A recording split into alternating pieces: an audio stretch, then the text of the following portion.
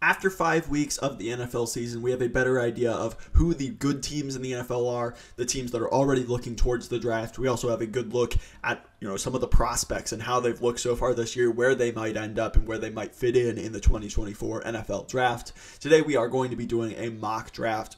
This is based off of the draft order, based on the season record so far. Let's dive right into it. The Bears with the first overall pick. Gonna go with Caleb Williams, of course.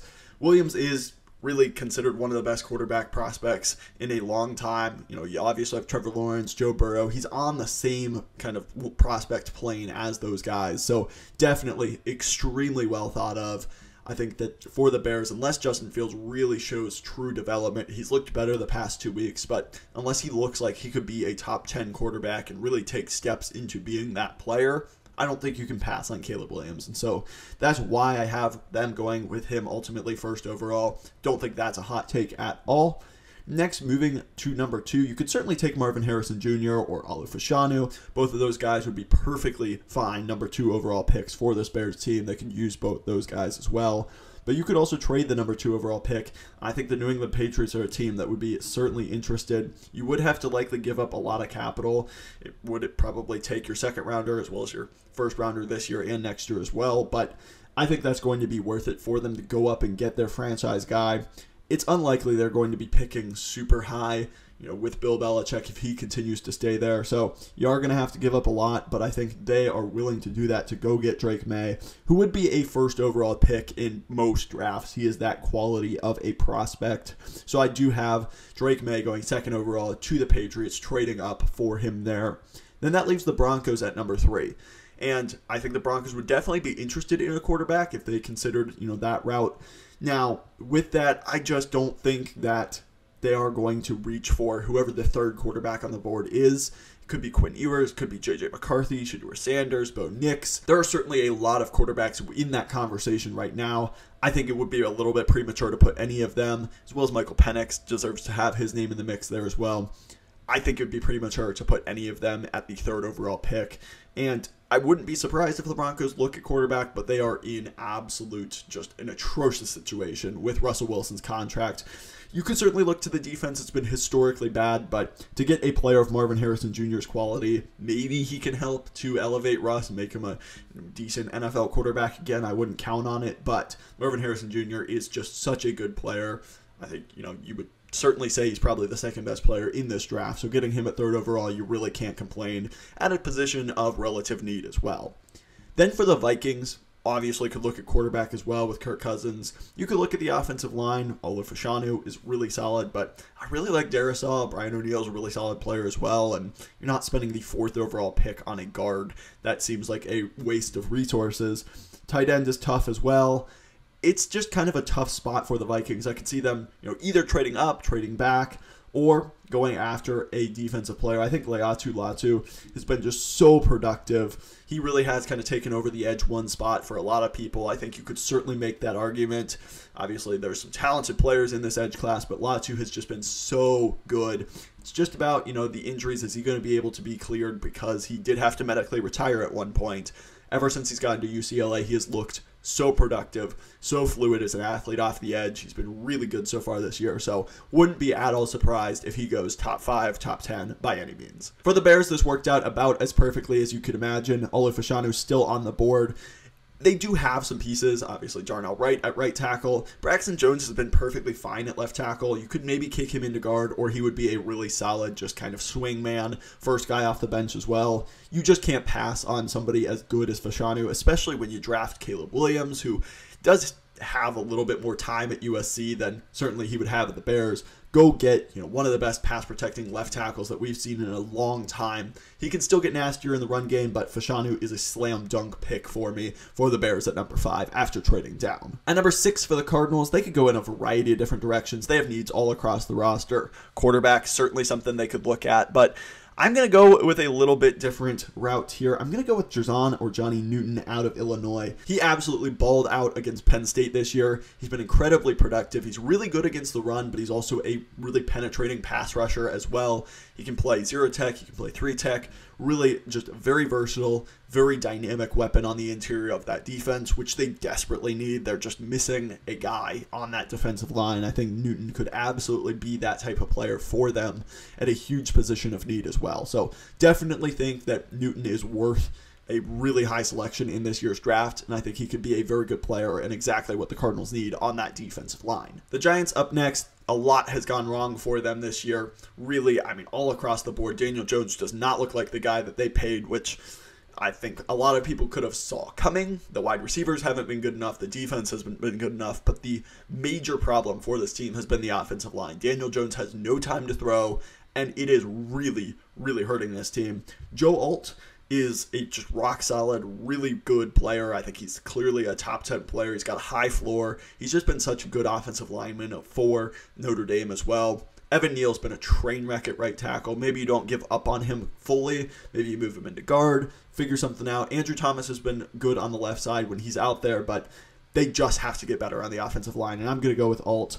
I would certainly understand taking a receiver or something else here, but the offensive line has been the biggest issue for this team. You've got to solve it moving forward. And number 8 for the Raiders, I do think they look at quarterback, at whoever, the third quarterback is. I think you can make the argument it's really any of these guys here. Nix, Penix, Leonard, McCarthy, Sanders, Ewers. All of these guys are definitely in that conversation. It's kind of tough to say. I do think it's really important to see, Michael Penix's medical history. Is Bo Nix able to consistently throw down the field and be a really good threat?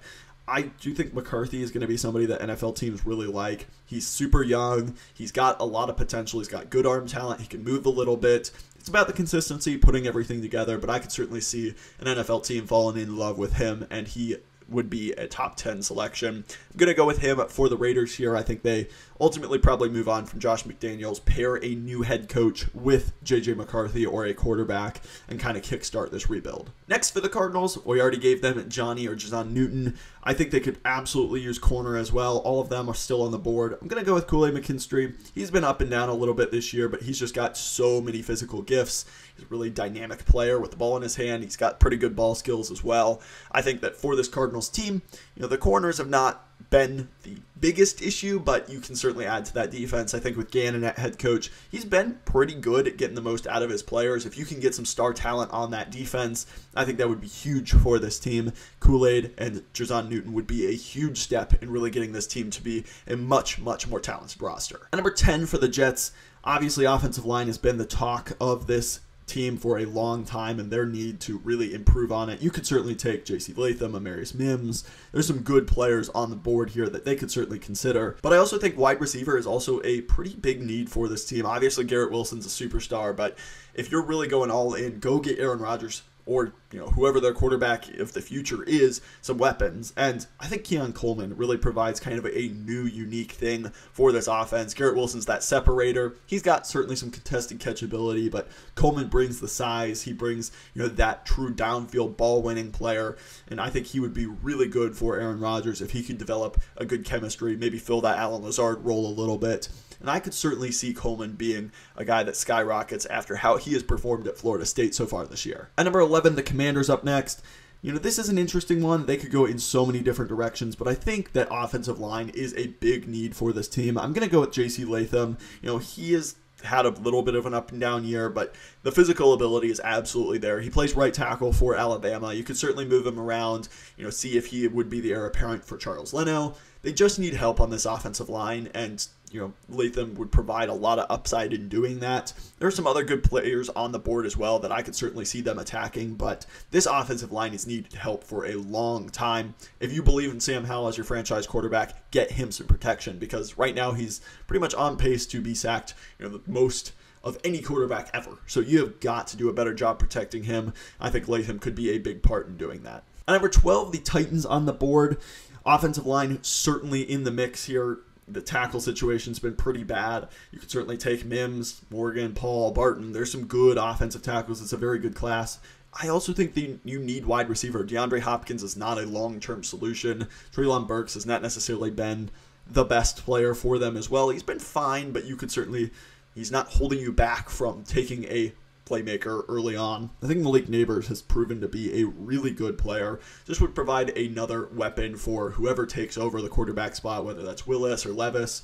I think you need to surround them with as many weapons as possible, and I really like what Neighbors has done for the LSU offense so far this year, so I would really like that pick for them.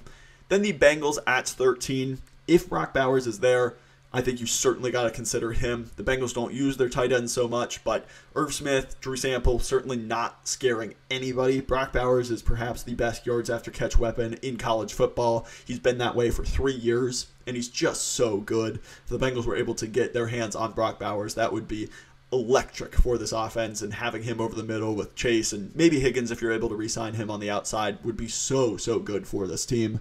Then the Rams at number 14 certainly have outperformed kind of expectations this year. I do think that their trenches are still positions that they could upgrade for sure. I'm going to go with Chop Robinson out of Penn State. This dude is just a freak. He's got a lot of pass rush moves. He's got such ridiculous athleticism. I think he's a really good, complete player, somebody that I'm very excited to see at the next level. They don't have a ton of pass rushers outside of course, Aaron Donald, so I think getting Chop Robinson in the building would be huge for this Rams team. At number 15, the Packers on the board. David Bakhtiari has continued to deal with injuries on IR once again, and you just cannot rely on him at this point. Rasheed Walker's been okay in relief. Zach Tom's, the other guy on the right side, but you have got to get some stability at that tackle position, and I think Amarius Mims is going to be somebody that is really well thought of in the NFL. He hasn't played a ton for Georgia. He's still very, athletic, young, and new to kind of being a starter. But I do think that when he's been out there, he's really impressed. And it's definitely somebody that the NFL is going to be very high on just with his size, speed, and just athleticism combination that is really rare at that tackle spot. I think the Packers could absolutely be intrigued with Mims at that spot. At number 16, this one's an interesting one. The Chargers just continue to kind of deal with injuries and be a pretty bad run defense. And the interior is the start of that issue. They just do not have guys on the interior of this defense. Chris Jenkins is somebody that's played incredibly well. He's not necessarily the most polished pass rusher, but he's so good against the run, can play all across the interior of that front. Really anywhere from a 0 tech all the way out to a 5 tech. So much versatility. He's so good against the run. He was on Feldman's freak list as well, so he is definitely an athletic specimen. This is probably higher than most people have him, and I definitely understand some hesitancy just with the lack of development in pass rush just at this point. I certainly think he can get there, but the run defense is so desperately needed for the Chargers, and I could certainly see Jenkins making it into the middle to kind of late first round conversation for sure. At 17, the Texans on the board now. I am very curious to see what they do. D'Amico Ryans, I think, would love another pass rusher. And getting Dallas Turner, pairing him back with Will Anderson, the two Alabama pass rushers that were so good last year, I think would be so much fun to watch. Turner has put on some weight. He's become a little bit stronger. He still has that bend in athleticism. And, it's just about kind of developing those true pass rush moves, but getting those two guys screaming off the edge for that D'Amico Ryans defense would take a huge step in really making this team very dangerous. So I would be extremely excited to see what they can do with Dallas Turner and Anderson on the edge. I think that'd just be an awesome pairing. Next, we have the Saints at number 18. Certainly, could add a corner, could add to that defensive line. And, there's still some holes on the offense, but I could see them going with Cooper DeJean. DeJean just has so much versatility. Certainly has been a really good corner for Iowa. I think he's got the size where he could be a big slot type of player. He could honestly play some safety as well. I think that for the Saints defense that like to be aggressive, disguise their coverages, disguise their fronts, he would just be such a nice chess piece for them on that back end.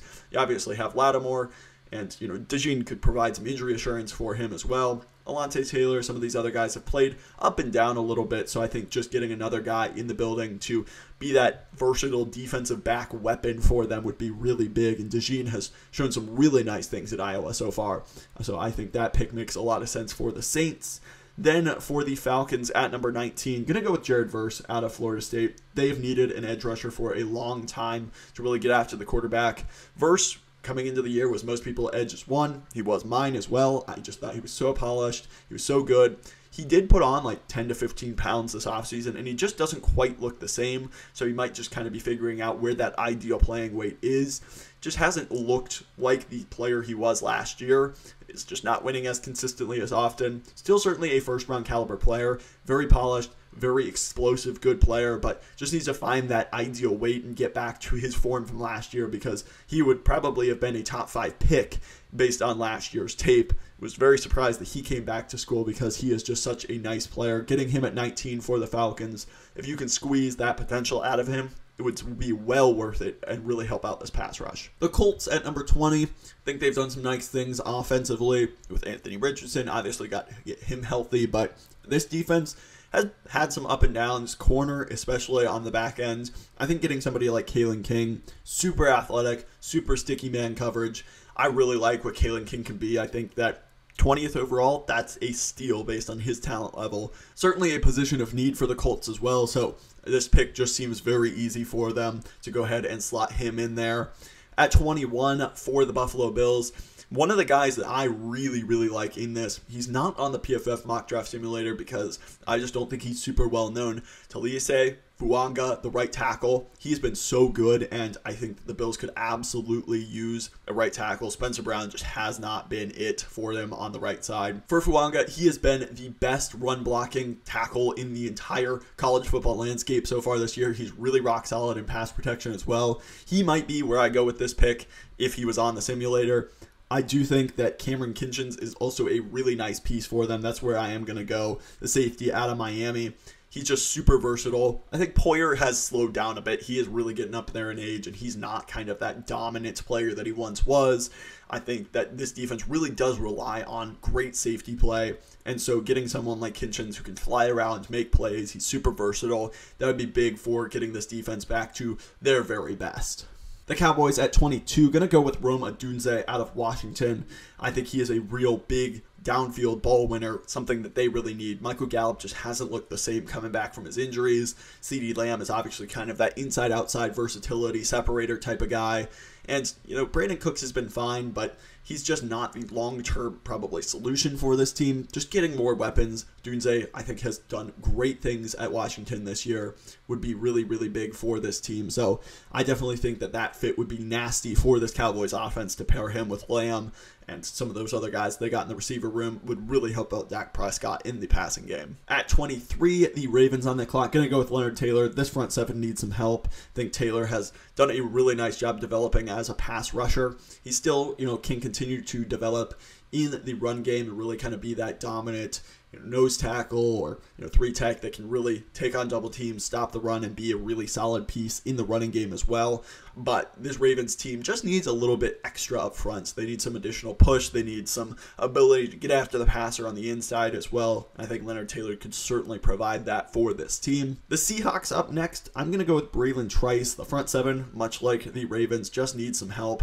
I think Trice has been a really solid run defender. He had a really nice pass rush win rate last year as well. Has a diverse set of moves and has been, just kind of a complete player. Obviously, keeping him in state would be a fun storyline as well. So Braylon Trice, somebody that has played really well, could certainly see him in the first round. And for the Seahawks team that needs some help in the front seven, especially on, that defensive line, he could certainly be somebody that they consider strongly at that spot. Now for the Steelers, I think the offensive line has still continued to be an issue for them.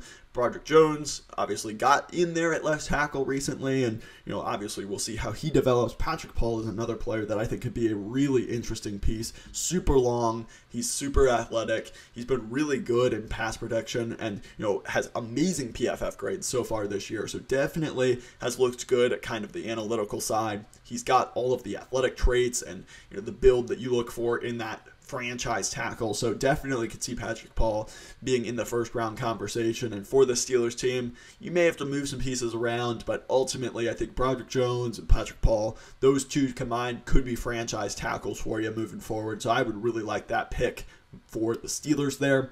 And then the Jags are going to go with Graham Barton. I think Barton is kind of a just offensive lineman. You could probably play him at tackle if you needed to, but they need some help on the interior. I think he'd be a really good guard. He is just a little bit physically limited, but he's a smart player. He's kind of got the same build as the Skoronskis and the Rashawn Slaters coming out, where they're just a little bit stubbier. They're really smooth when it comes to the techniques of things. I think he'd be a really rock-solid guard, and that would be huge for the Jaguars to get that and protect Trevor Lawrence a little bit better. Next, for the Tampa Bay Buccaneers, I get it, Baker Mayfield has played well so far, and I would certainly understand if they didn't decide to go that route, but I still think quarterback has to be in play with the talent of this quarterback class. You've got Bo Nix, Penix, Riley Leonard, Shedeur Sanders, Quinn Ewers, all those guys certainly would be in the conversation. Ewers just has the physical gifts that really none of these other guys have. I do think that that is going to push him into potentially the first round conversation. He's inconsistent. His accuracy, especially downfield, is a problem right now, but I think that the physical talent is just ridiculous. The sidearm release, the just absolute arm strength, his ability to make plays off script is pretty impressive as well. When he is on, he is really, really good. When he's off, he's not really a very consistent quarterback. So it's just going to be about kind of honing in on his strengths and really continuing to improve to become that franchise level quarterback. I think that for the Buccaneers, Baker Mayfield certainly has played at a really solid starter level right now, but I just don't expect that to be the long-term solution for this Bucs team. I could certainly see them taking a swing on a quarterback with a ton of upside like Ewers. For the Lions at 28, they have a lot of options. You could certainly add a corner. I think Nate Wiggins, some of those other guys would be certainly in the conversation. Josh Newton. You could certainly add somebody on the interior as well of that defensive line. Mason Smith still on the board. I think that Mekhi Wingo's an interesting player. Michael Hall is a really good penetrating pass rush 3 technique. T'Vondre Sweat just absolutely dominated Oklahoma last week, and he's shown some great things. So I could totally see him getting into that first-round conversation as well. But at the end of the day, I keep coming back to Emeka Egbuka. They have some wide receivers, obviously. Amon-Ra St. Brown. They invested heavily into Jamison Williams. You also have Josh Reynolds and Marvin Jones. Some just guys there. But if you could get a true just inside-outside versatility, Emeka Egbuka, that is just proven to be a really reliable, solid wide receiver, I just think you would take that. Just give Jared Goff as many weapons as possible. Really kind of take advantage of this window that you have right now. I think that would be such a fun pick for the Lions. Next, the Dolphins up next. I think that this would be a Fuanga pick, the right tackle for Oregon State. I think if he was there, Austin Jackson's been dreadful. Eichenberg out there as well, just been terrible. So I can totally see them going here. That's kind of going to be my pick. Jordan Morgan, also a really nice player. You could consider this either one of those guys. I think Fuaga would really be my pick here, but Jordan Morgan, also a really athletic guy from Arizona. Obviously, with no Fuaga on the filter, just going to go with Morgan here, but really, I think they need to add to the offensive tackle room. I would love that. Then for the Eagles, I think you could add a linebacker for sure. I think there's defensive end. There's plenty of ways that you could go here. I'm going to go with Nate Wiggins, though. Slay and Bradbury, both getting up there in age. They're not necessarily super young at this point, so I definitely think that they could add to the corner room. Nate Wiggins has shown some really nice flashes this year and would be something that would be a great building block for the future for Howie Roseman and this Eagles front office. For the Chiefs up next, I am actually going to go back to the defensive interior well here, and I really like T'Vondre Sweat and what he's done. He's a big nose tackle, and he's not going to give you a ton of athletic juice. He's a big dude that just doesn't move that much, but he's really good at taking on double teams. He's very good at two-gapping. He's really solid in run support. And then, he can get some push in the pass game. He's just so strong that his bull rush, his long arm, his just forklift move are just so good that, that was on full display in the Oklahoma game where he was just dominating the guy in front of him. So